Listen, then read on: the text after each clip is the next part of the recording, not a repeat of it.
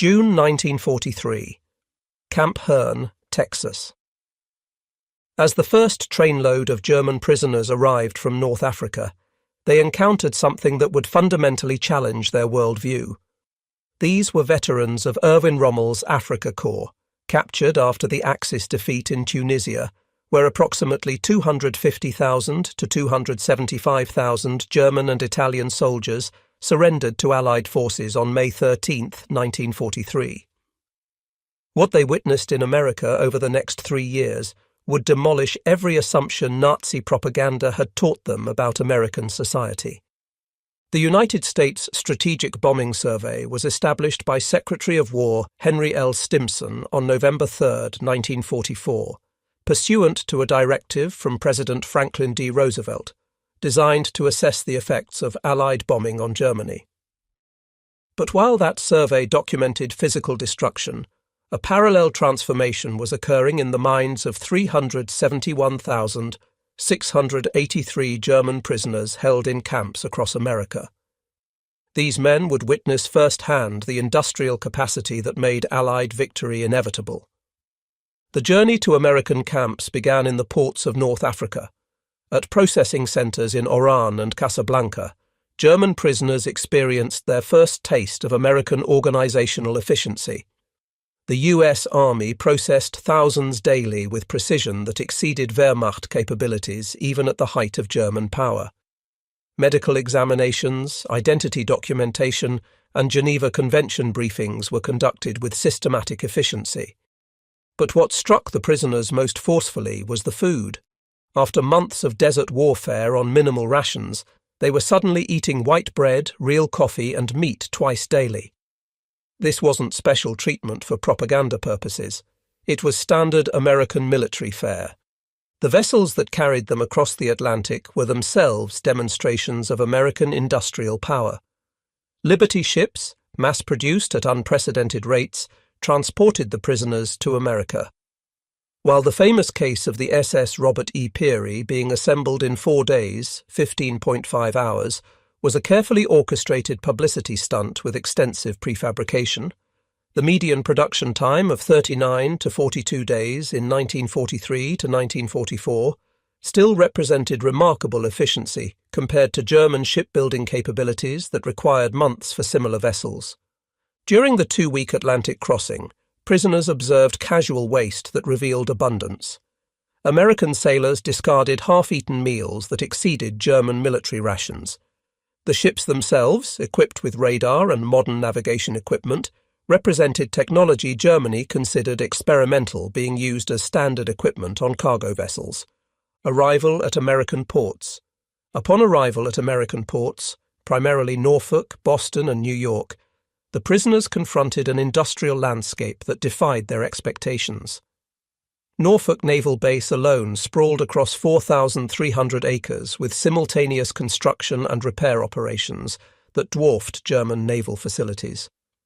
The prisoners counted dozens of vessels in various stages of construction or repair, observing in a single-day operations that exceeded the capacity of major German ports.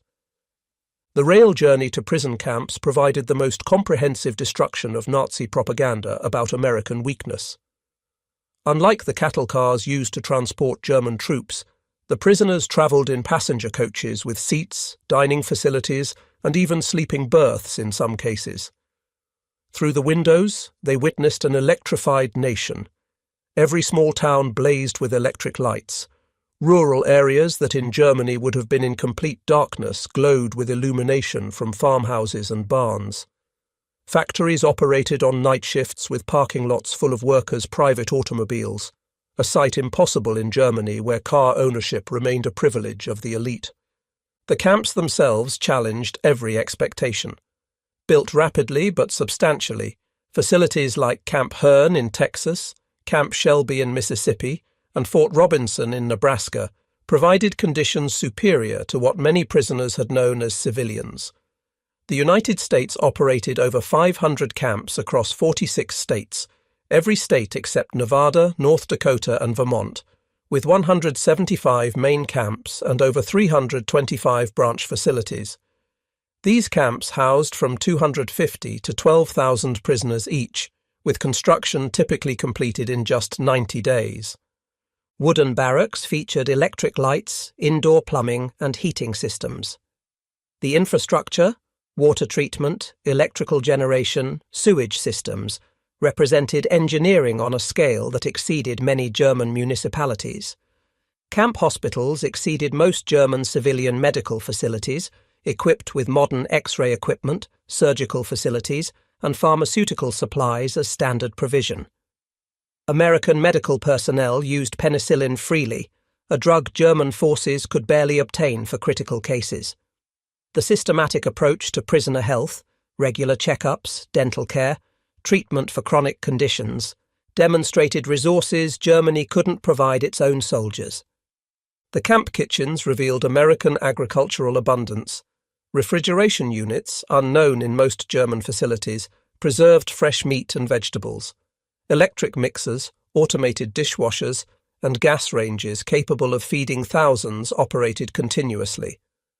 Daily rations included fresh milk, eggs, meat, and vegetables in quantities that exceeded what German civilians had seen since before the war.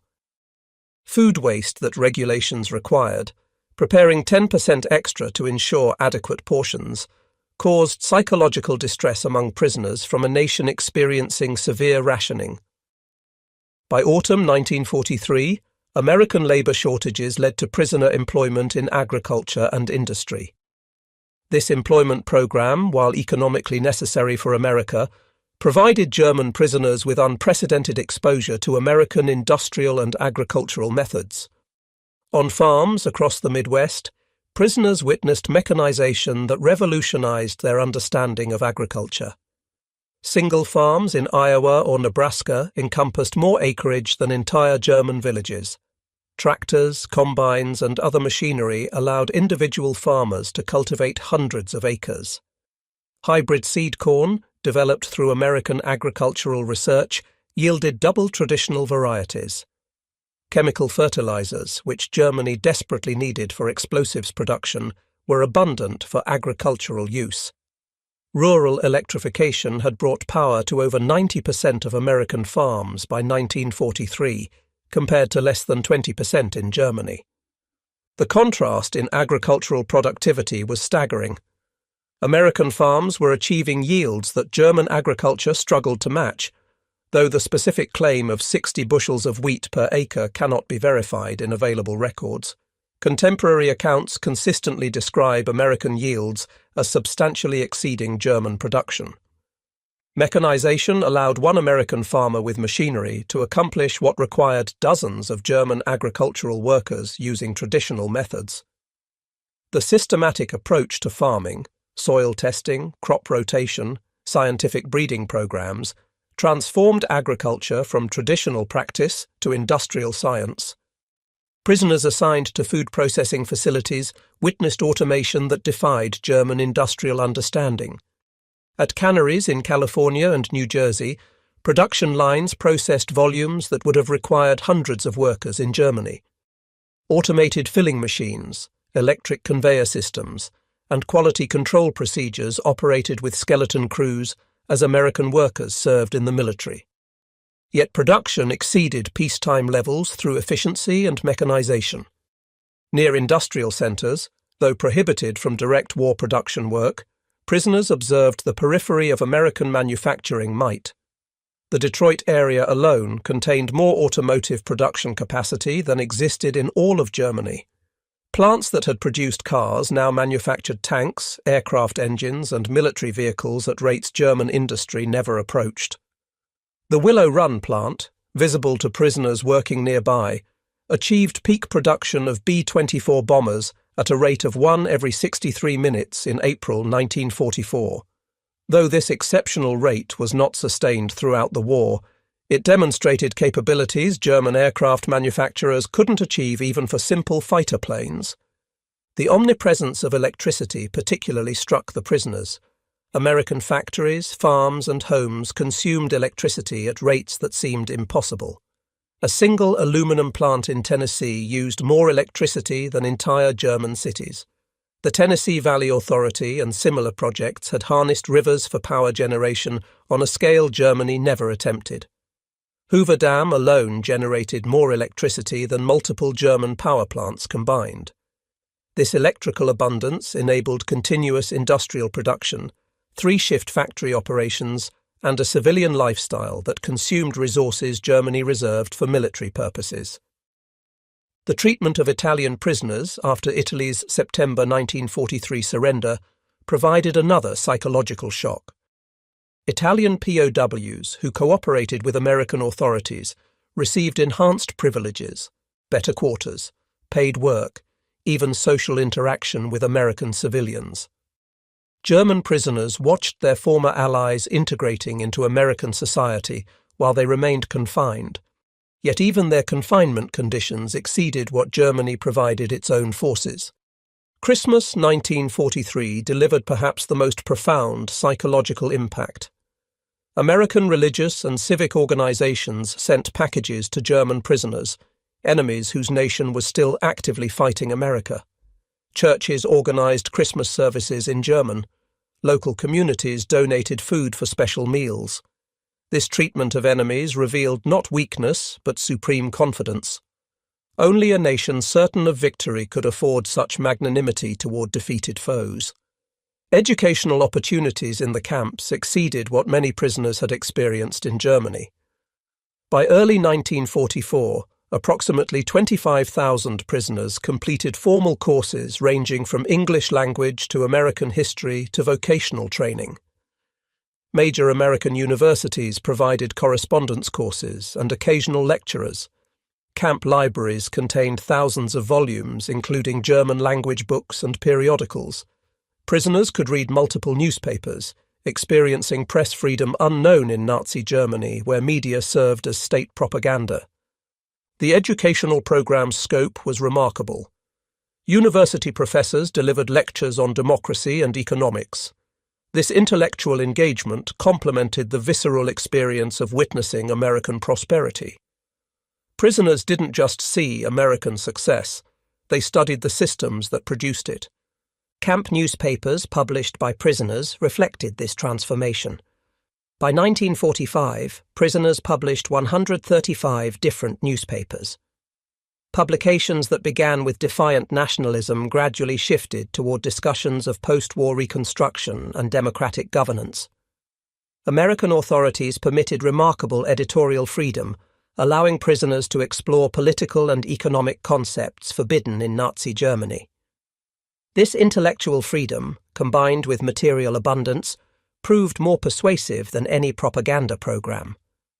One of the most significant publications was Der Ruf, The Call, published at Fort Kearny, Rhode Island, and distributed to camps nationwide. This newspaper, carefully edited by anti-Nazi prisoners selected through the re-education program, gradually introduced democratic concepts and critical thinking about Germany's future. The evolution of these publications from initial defiance to eventual acceptance of democratic principles provides documented evidence of the ideological transformation occurring among prisoners. D-Day's announcement on June 6, 1944, provided crushing confirmation of American power. The invasion force, thousands of ships, aircraft, and hundreds of thousands of troops, represented organizational capability beyond German comprehension. Newsreels shown to prisoners days after the invasion revealed the vast armada, artificial harbours, and supply systems that sustained the operation. Prisoners realized their homeland faced not just military defeat, but complete industrial overwhelming. Spring 1945 brought the war's end in Europe. As American forces liberated Nazi concentration camps, the footage was shown to German prisoners. Many initially refused to believe the images, claiming Allied propaganda. But testimony from American soldiers, international observers, and eventually letters from Germany confirmed the horrific reality. This moral revelation completed the psychological transformation. Not only had Germany lost militarily and industrially, but the entire Nazi project was exposed as criminal. The statistics of German POW experience in America reveal the program's scale and success. From 1943 to 1946, America held 371,683 German prisoners in camps across 46 states. Only 2,222 escape attempts occurred, a rate below 1%. While one prisoner, Georg Gärtner, escaped from Camp Deming, New Mexico on September 21, 1945, and remained at large for 40 years until voluntarily surrendering in 1985, the overall recapture rate exceeded 99%. No American civilians were harmed by escaped prisoners. The prisoners contributed significantly to the American war effort through their labor, though the exact figures remain disputed. While specific claims of 14 million man-days of agricultural work and $230 million in labor value cannot be verified through available records, documented evidence confirms that prisoners earned 80 cents per day, while businesses paid the government 45 cents per hour per laborer. In 1944 alone, the government received $22 million from prisoner wages and estimated savings of $80 million from using prisoners in military installations. The secret re-education program operated by American military intelligence carefully documented the psychological transformation occurring among prisoners. The Special Projects Division, established under the Provost Marshal General's Office, implemented a sophisticated program of ideological reorientation. However, historical assessments of its effectiveness remain mixed. While 25,000 prisoners completed democracy courses through the Rapid Post-VE Day program, multiple sources confirm that the program failed to change the views of the vast majority of prisoners during the war itself. The program's approach evolved over time, initially focusing on exposing prisoners to American media and educational materials. It later incorporated more structured coursework on democratic governance, free market economics, and constitutional law. Selected anti-Nazi prisoners were trained as instructors and discussion leaders, creating a peer-to-peer education model that proved more effective than direct American instruction. Medical treatment provided to prisoners demonstrated American resources and values simultaneously. German doctors working in camp hospitals learned techniques and used equipment unavailable in Germany. Mental health treatment, virtually unknown in the Wehrmacht, was provided to traumatized soldiers. Attempted suicides received counseling rather than punishment. This humanity toward enemies revealed strength through compassion rather than brutality. The medical facilities in camps like Camp Shelby, Mississippi, and Camp Carson, Colorado, included fully equipped hospitals with surgical suites, X-ray departments, and laboratories. German medical personnel worked alongside American staff, gaining experience with advanced treatments and procedures. The use of penicillin, still experimental and scarce in Germany, was routine in American POW camps. Prisoners received dental care, eyeglasses, and prosthetics, services many had never accessed as civilians in Germany. Religious life in the camps challenged Nazi anti-religious ideology. Chaplains conducted services in German. Local churches donated religious materials and occasionally performed for prisoners. This spiritual dimension of American life, suppressed in Nazi Germany, offered prisoners alternative frameworks for understanding human dignity and social organization. Catholic and Protestant services were held regularly, with some camps reporting attendance rates exceeding 60% of prisoners.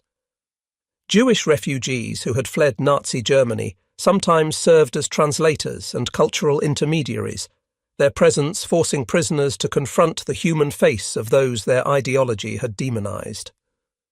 Transportation infrastructure observed during camp transfers and work details demonstrated integration on continental scale. Railway networks moved vast quantities efficiently. Highway systems connected the nation. Pipeline networks distributed petroleum products. This infrastructure, built through democratic governance rather than authoritarian command, supported both military effort and civilian prosperity. Prisoners working on railroad maintenance witnessed firsthand the sophistication of American logistics, automatic switching systems, centralized traffic control, and maintenance procedures that kept the vast network operating at peak efficiency. Housing conditions for American workers, glimpsed during labour details, exceeded what German professionals enjoyed. Workers owned homes with electricity, running water, and modern appliances. Their children attended free public schools. Medical care was available through employer insurance. This broad prosperity challenged Nazi propaganda about American capitalism exploiting workers. Consumer culture visible through camp experiences and work details revealed production for comfort rather than mere survival. Automobiles, radios, refrigerators, and other goods were mass-produced for ordinary citizens. This consumer abundance, achieved while fighting a global war, demonstrated productive capacity beyond German comprehension. Racial integration in military units and defense plants, while limited by 1940s standards, still exceeded Nazi racial ideology's rigid segregation. Prisoners observed African American soldiers and workers operating complex machinery and holding positions of responsibility. While American racial problems were evident and serious, the contrast with Nazi racial doctrine was stark. Some prisoners recorded their surprise at seeing African American sergeants commanding white troops or skilled black workers training white employees in factories, scenes impossible under Nazi racial laws. The velocity of American innovation observed through equipment updates and procedure changes impressed technically minded prisoners. New machines regularly replaced functional equipment. Production methods continuously improved. This constant advancement contrasted with German tendency to perfect existing systems rather than innovate. Quality control methods observed in American facilities revolutionized German industrial thinking. Statistical sampling, tolerance specifications, and systematic inspection caught defects before they became problems. German craftsmanship had relied on individual skill. American systematization achieved higher quality through process control. The role of women in American war production challenged German gender concepts. Women operated machinery, supervised production, and performed technical work. While Rosie the Riveter was partly propaganda, the reality of female industrial participation exceeded anything Germany attempted, despite desperate labour shortages.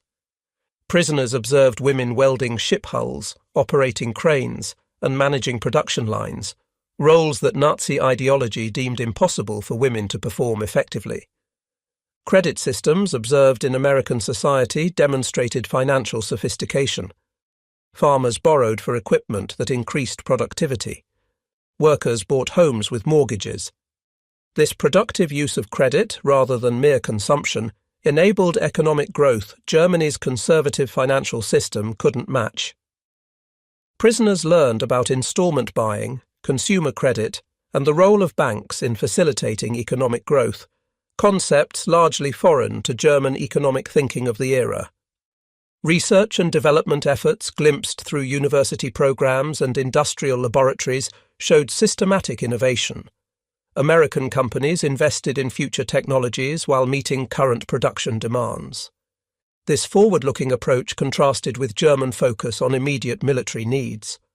Prisoners with technical backgrounds were particularly impressed by American investment in basic research, understanding that long-term technological superiority required sustained support for fundamental science.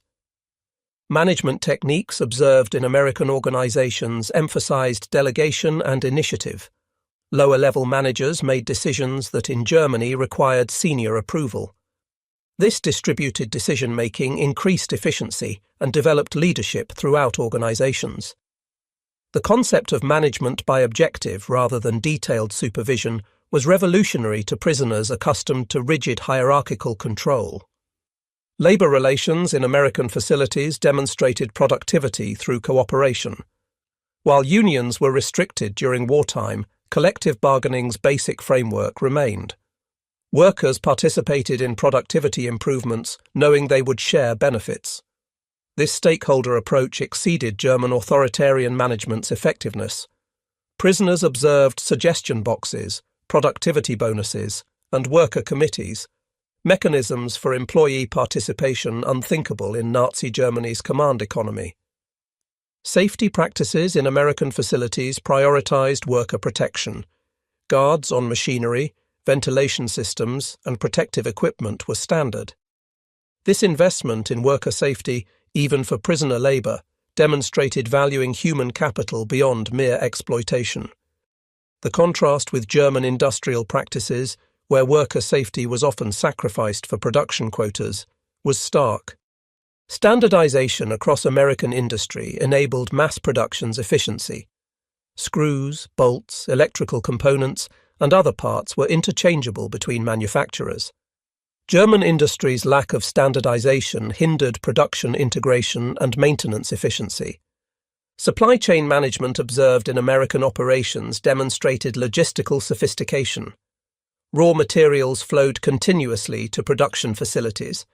Finished goods moved efficiently to users. This orchestrated movement of materials, managed through democratic cooperation rather than authoritarian command, sustained unprecedented production levels. Professional development opportunities available to American workers through night schools and correspondence courses demonstrated commitment to human capital development. Workers improved skills while employed, advancing careers through education. This meritocratic advancement challenged German class-based limitations. Environmental abundance surrounding camps demonstrated natural resources America could exploit. Forests, minerals, agricultural land, and water resources existed in quantities Germany could never access. This resource base, combined with industrial capability, made American victory inevitable. Prisoners from resource-poor Germany were astounded by the casual exploitation of seemingly limitless natural wealth. Communication systems, including telephone networks and radio broadcasting, demonstrated information infrastructure. Americans communicated across vast distances routinely. This connectivity enabled coordination Germany's more limited systems couldn't achieve. Prisoners were amazed that ordinary Americans could make long-distance telephone calls, that radio brought instant news from around the world, and that mail service delivered letters across the continent in days. Public health measures observed in camps and communities showed systematic approach to population wellness. Vaccination programs, sanitation systems, and health education protected public health. Germany's ideologically driven health policies had subordinated wellness to racial doctrine. The American approach, focusing on practical disease prevention and health promotion regardless of ideology, achieved superior outcomes. Entertainment industries visible through films and radio demonstrated cultural production continuing during wartime. Hollywood produced morale-boosting entertainment while factories produced weapons. This dual capacity for creation and destruction exceeded German capabilities. Prisoners watched American films that showed self-criticism and social problems. The Grapes of Wrath was particularly impactful, amazed that a nation at war would permit such frank discussion of its own failings. Voluntary organizations observed through prisoner interactions with religious and civic groups demonstrated civil society's strength. Americans organized themselves for mutual benefit without state compulsion. This associational life, destroyed in Nazi Germany, sustained democratic culture. The YMCA, Red Cross, church groups and civic clubs all contributed to prisoner welfare, demonstrating a vibrant civil society operating independently of government control. The production statistics that prisoners gradually learned painted a picture of overwhelming industrial superiority. The United States produced approximately 300,000 aircraft during the war, 86,000 tanks, 2.6 million trucks, and vast quantities of every military necessity while maintaining civilian consumption above pre-war levels. America launched more naval vessels in 1943 alone than Japan produced during the entire war. Shipyards turned out tonnage so fast that by autumn 1943, all Allied shipping sunk since 1939 had been replaced. These weren't propaganda figures. Prisoners could verify them through their own observations. Those who worked near ports counted ships. Those near aircraft plants watched bombers roll off assembly lines.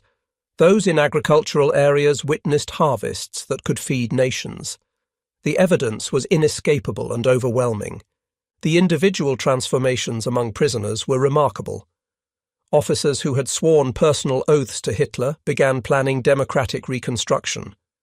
Committed Nazis fell silent when confronted with evidence of American industrial capacity.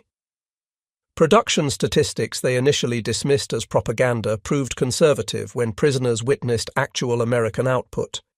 Several notable examples illustrate these transformations, though claims about specific individuals must be carefully verified. Walter Hallstein, captured in June 1944 during the Battle of Cherbourg and held at Camp Como, Mississippi, organized a camp university where he taught law to fellow prisoners. He participated in the U.S. re-education program, attending administrative school at Fort Getty, Rhode Island. After the war, Hallstein became the first president of the Commission of the European Economic Community from 1958 to 1967, helping to lay the foundations for what would become the European Union. However, the claim about Hans Kroll being a POW in America is incorrect. Kroll served as a diplomat in Turkey and Spain during the war and was never imprisoned in America. He did become West German ambassador to the Soviet Union, not the United States, from 1958 to 1962, but his wartime experience was entirely different from that of the POWs. The Special Projects Division's re-education program remains one of the most complex and controversial aspects of the POW experience. Established in late 1943, under the leadership of Lieutenant Colonel Edward Davison, the program initially operated in complete secrecy. Its goal was ambitious: to transform Nazi soldiers into democratic citizens who could help rebuild Germany after the war. The program divided prisoners into three categories: anti-Nazis, about 10%, non-political prisoners, 75 to 80%, and committed Nazis, 10 to 15%. The strategy focused on the middle group, using anti-Nazi prisoners as instructors and isolating hardcore Nazis to prevent their influence. The program employed sophisticated psychological techniques, including exposure to American media and literature that demonstrated democratic values, structured courses on American history and government, discussion groups led by anti-Nazi prisoners, vocational training that emphasized civilian skills over military ones, gradual introduction of information about Nazi atrocities. The effectiveness of these efforts remains debated among historians. While 25,000 prisoners completed formal democracy courses, contemporary assessments suggest limited immediate impact. A 1946 report by the Provost Marshal General's Office acknowledged that the program failed to achieve a fundamental change in the thinking of the vast majority of prisoners. However, longer-term impacts may have been more significant, as many former prisoners later occupied positions in West German Reconstruction, where they implemented American-inspired methods. While the Marshall Plan was not announced until 1947, the groundwork for German-American cooperation was laid through the POW experience. Former prisoners who had witnessed American methods became advocates for adopting these techniques during Reconstruction. They understood that prosperity came through production rather than conquest, that democracy could generate wealth more effectively than authoritarianism, and that treating workers as stakeholders produced better results than coercion. The technical assistance program that accompanied the Marshall Plan built upon relationships and understanding developed during the POW years. Former prisoners who had experienced American industrial methods firsthand became interpreters and facilitators for American advisors working in Germany. They translated not just language, but cultural concepts, helping to bridge the gap between American expertise and German implementation. The agricultural transformation that former POWs advocated was particularly significant. German agriculture had remained largely traditional: small plots, animal power, limited mechanization. POWs who had worked on American farms returned advocating for land consolidation, mechanization, and scientific farming methods.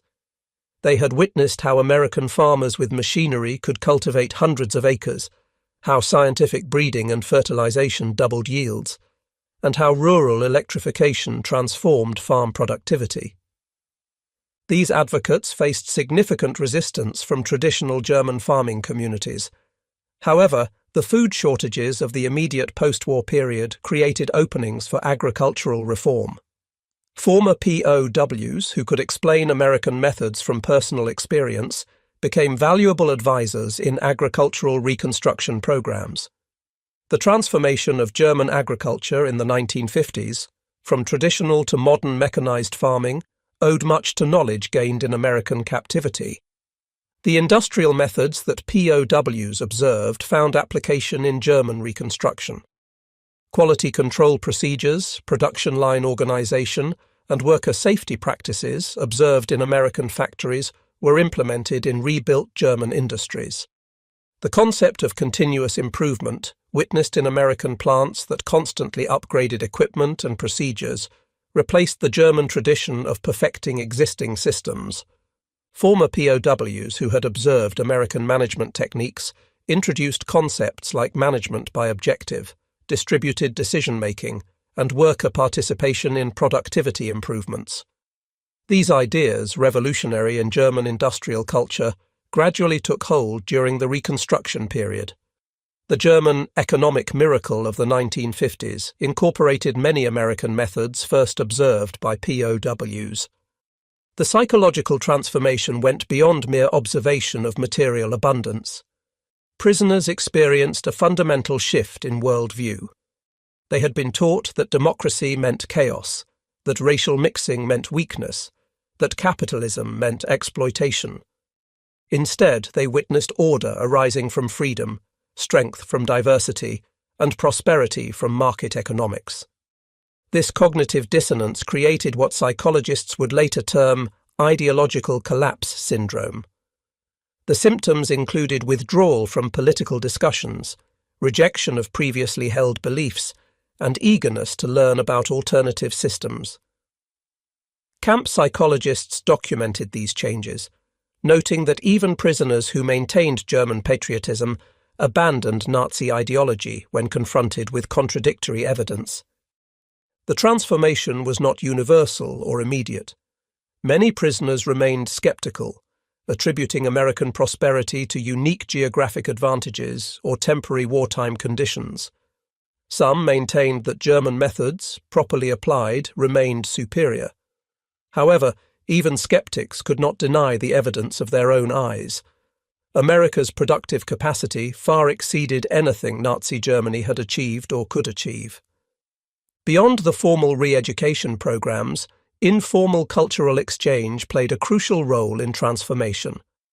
Prisoners who worked on farms often ate meals with American families. Those employed in factories worked alongside American civilians. These human connections challenged Nazi propaganda more effectively than any formal program. Many prisoners maintained correspondence with American families for decades after the war. These relationships, beginning with simple kindness shown to enemy prisoners, evolved into lasting friendships that helped bridge the divide between former enemies. The reunions of former POWs and their American hosts in subsequent decades testified to the profound human connections formed during captivity. The religious dimension of the POW experience deserves special attention. Nazi ideology had subordinated traditional Christian ethics to racial doctrine and state power. In American camps, prisoners encountered Christianity practiced without state control or ideological distortion. Local churches that ministered to prisoners demonstrated faith expressed through voluntary association and charitable action, rather than state compulsion. This religious revival among prisoners was significant. Chapel attendance in camps often exceeded that in German military units or civilian communities. Prisoners found in traditional Christian ethics an alternative to Nazi ideology, a framework for understanding their experience and planning for the future. The post-war Christian democratic movement in Germany drew support from many former POWs who had rediscovered religious faith in American camps. The educational programs in camps went beyond vocational training or political re-education. For many prisoners, especially those from working-class backgrounds with limited formal education, the camps provided unprecedented educational opportunities. They learned English, studied American literature, took correspondence courses from American universities, and engaged in intellectual discussions impossible under Nazi censorship. This intellectual liberation was particularly important for younger prisoners whose education had been shaped entirely by Nazi ideology. Exposure to alternative ideas, critical thinking, and open debate fundamentally changed their approach to knowledge and authority. Many former POWs pursued higher education after repatriation, using skills and interests developed in American camps. The prisoners' exposure to American capitalism challenged Nazi economic doctrine. They had been taught that capitalism meant exploitation, that workers suffered under corporate oppression, that economic democracy was impossible.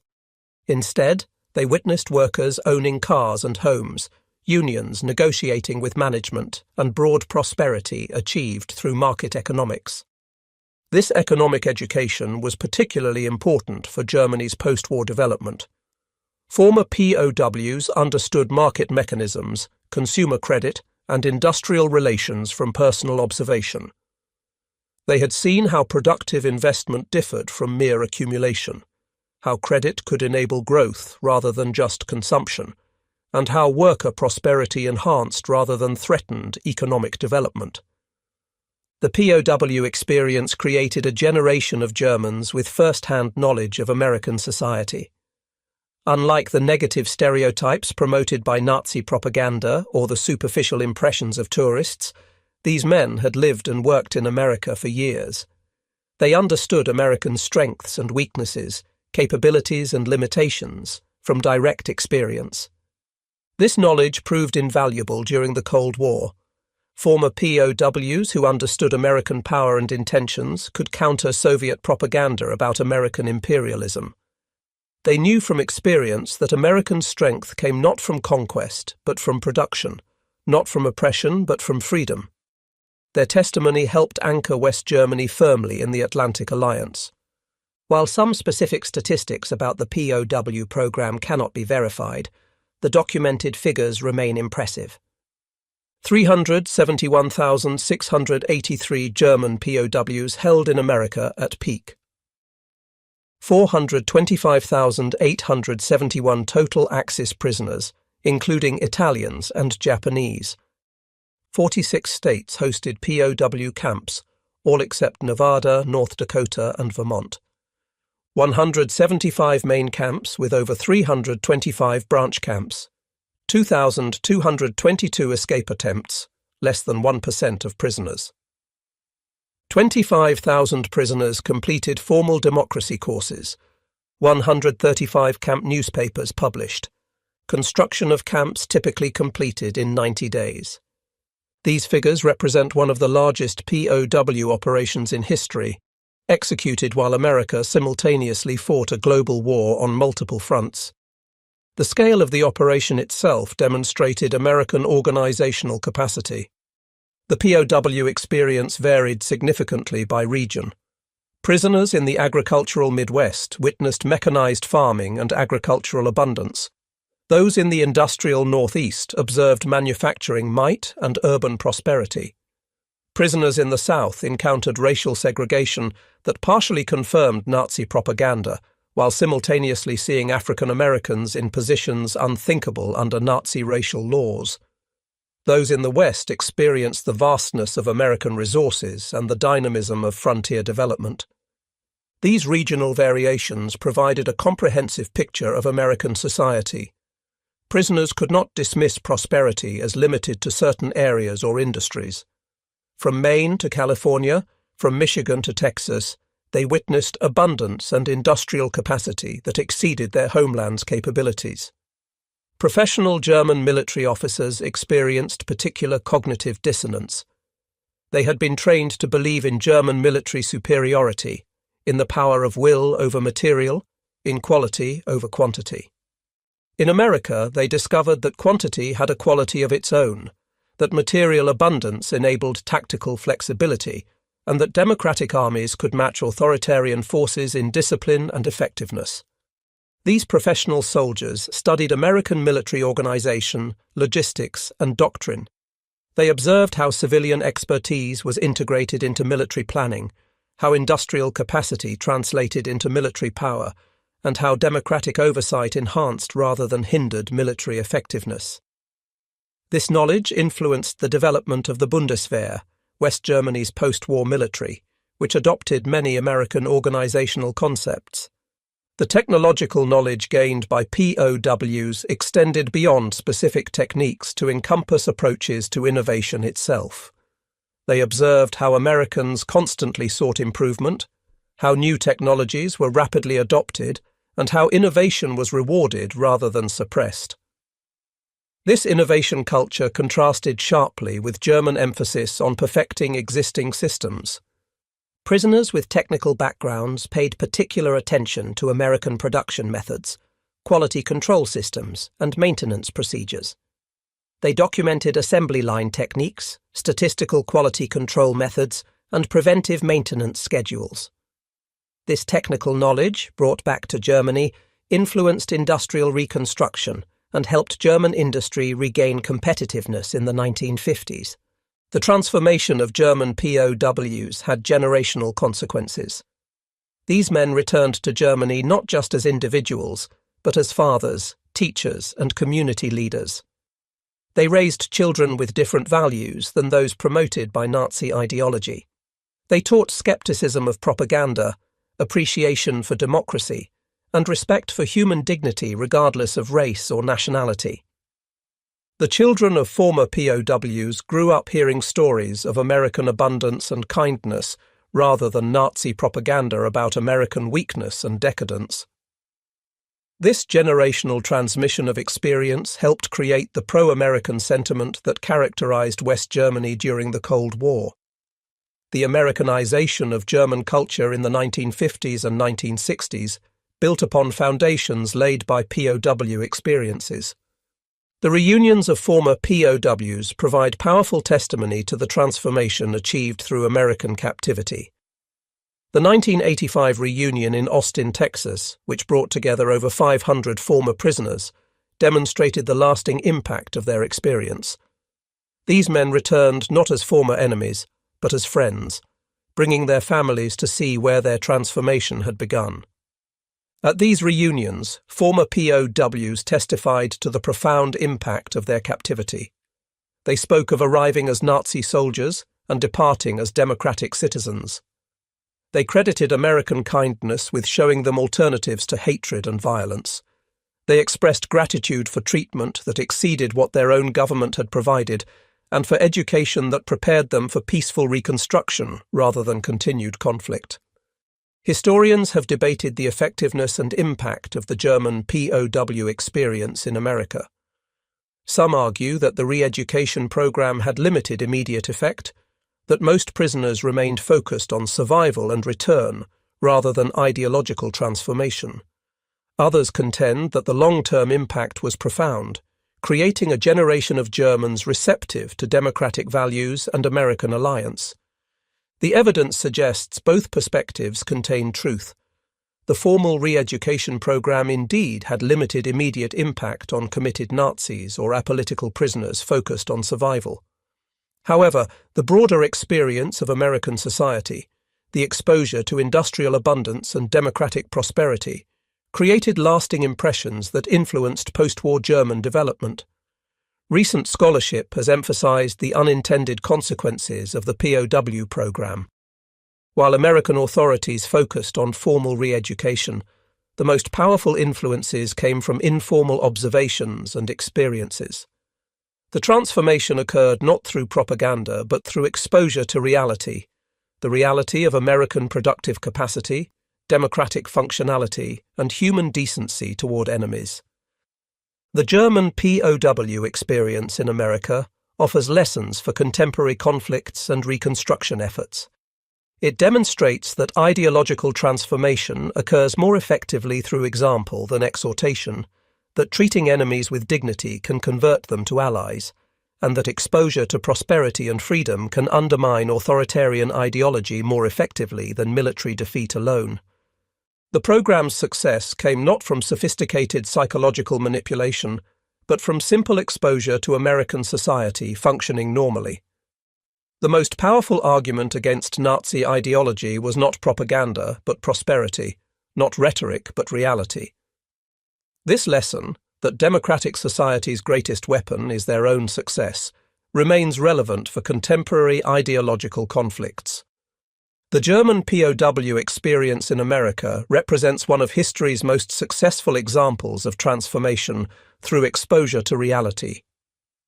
Without coercion or traditional propaganda, American industrial might and democratic values converted defeated enemies into future allies. The prisoners arrived believing in German superiority and American weakness. They departed understanding that American industrial democracy represented a more advanced civilization that had defeated not just German armies, but the entire ideological foundation of Nazism. The 371,683 German prisoners who passed through American camps between 1943 and 1946 witnessed the arsenal of democracy at its absolute peak. They saw farmers producing food for the world, workers building the tools of victory, and citizens treating enemies with dignity. They learned that America's true weapon was not its bombs or tanks, but its inexhaustible capacity for creation. The transformation was neither universal nor immediate. Some prisoners remained skeptical, others clung to remnants of Nazi ideology, and many focused simply on survival and return. However, the cumulative impact was undeniable. A generation of Germans returned home with first-hand knowledge of American power and prosperity, of democratic functionality and market economics, of religious freedom and human dignity. These men became unwitting ambassadors of democracy, carrying back to their homeland seeds of transformation that would bloom into one of history's most successful reconstructions. They implemented American agricultural methods, industrial techniques, and management practices. They advocated for democracy, market economics, and Atlantic alliance. They raised children with values shaped by American experience rather than Nazi ideology. The economic miracle that transformed West Germany in the 1950s drew heavily on knowledge gained in American prison camps. Former POWs who had witnessed American methods became architects of German reconstruction. They knew that prosperity came from production rather than conquest, that democracy could generate wealth more effectively than authoritarianism, and that treating workers as stakeholders produced better results than coercion. The Atlantic alliance that anchored Western security during the Cold War built upon understanding developed in American prison camps. Former prisoners of war who had experienced American power and generosity became advocates for German-American partnership. They could testify from personal experience that American strength served defensive rather than aggressive purposes, that American prosperity benefited allies rather than exploiting them. The story of German POWs in America ultimately demonstrates the power of truth over propaganda, of reality over ideology, of example over exhortation. These men were converted not by clever arguments, but by overwhelming evidence. Every electric light, every automobile, every full meal argued against Nazi ideology more effectively than any propaganda could achieve. The German prisoners had expected to find a weak, divided nation on the verge of collapse. Instead, they discovered an industrial colossus of unlimited power and surprising humanity. They witnessed agricultural abundance that could feed nations, industrial capacity that could arm the world, and democratic prosperity that exceeded aristocratic privilege. They experienced kindness from enemies that their own government had never shown them. In their transformation lay the seeds of Europe's post-war redemption and the final defeat of the Nazi dream. They returned to Germany not as defeated enemies, but as witnesses to what free societies could achieve. Their children would grow up in a democratic Germany allied with the United States, a partnership built on transformation that began when veterans of Rommel's Africa Corps stepped off a train in Texas in June 1943 and discovered that everything they had believed was wrong. The legacy of the German POW experience in America extends beyond individual transformation or bilateral relations. It demonstrates that the most powerful weapon in democracy's arsenal is not military might, but the simple, overwhelming evidence of a free society's capacity to create abundance while maintaining human dignity. The German soldiers who witnessed American industrial might were not just stunned by it, they were fundamentally changed by it. Their story stands as testament to a profound truth, that sometimes the greatest victories are won not through destruction, but through demonstration, not through conquest, but through conversion, not through hatred, but through humanity. The German POWs were stunned by American industrial might, but ultimately they were transformed by it. And in that transformation lay the foundation for a better world, one built on the recognition that free peoples working together could achieve more than authoritarian powers could ever imagine. The German POW experience in America was not just a footnote to World War II, but a crucial chapter in the transformation of the 20th century. It proved that enemies could become allies, that warriors could become builders, and that witnesses to democracy's success could become its most effective advocates. In the end, that transformation, achieved not through force but through example, may have been America's greatest victory of all.